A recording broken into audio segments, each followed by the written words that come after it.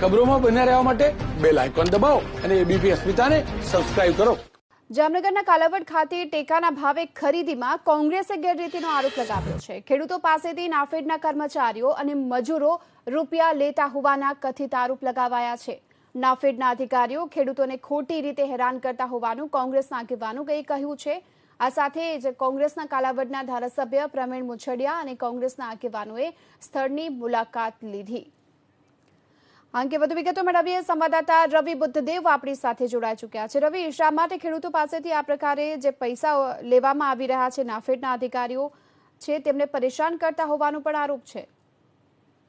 ગીતા, જે રીતે આપ જાણો છો તે રીતે સમગ્ર રાજ્યમાં હાલ તો ટેકાના ભાવે મગફળીની ખરીદી છે તે કરવામાં આવી રહી છે। અમુક જગ્યાએ ખેડૂતો છે તે ટેકાના ભાવે વેચાણ કરવા માટે જઈ રહ્યા છે, જ્યારે અમુક જગ્યાએ ખેડૂતો છે તે રસ નથી દાખવતા। પરંતુ કાલાવડ માર્કેટિંગ યાર્ડની વાત કરવામાં આવે તો ત્યાં ખેડૂતો છે એ ખાસ કરીને ટેકાના ભાવે મગફળી વેચવા માટે ખૂબ મોટી સંખ્યામાં જઈ રહ્યા છે।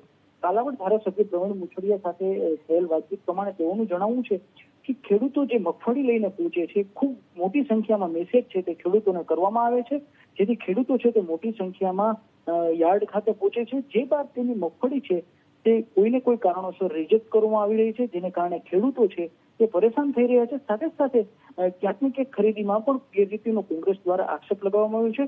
કાલાવડ ધારાસભ્ય પ્રવીણ મુછડિયા અને સ્થાનિક કોંગ્રેસના અગ્રણીઓ છે તેને પણ કાલાવડ યાર્ડ ખાતે ખેડૂતો સાથે વાતચીત કરી અને તેમની મુલાકાત લીધી હતી।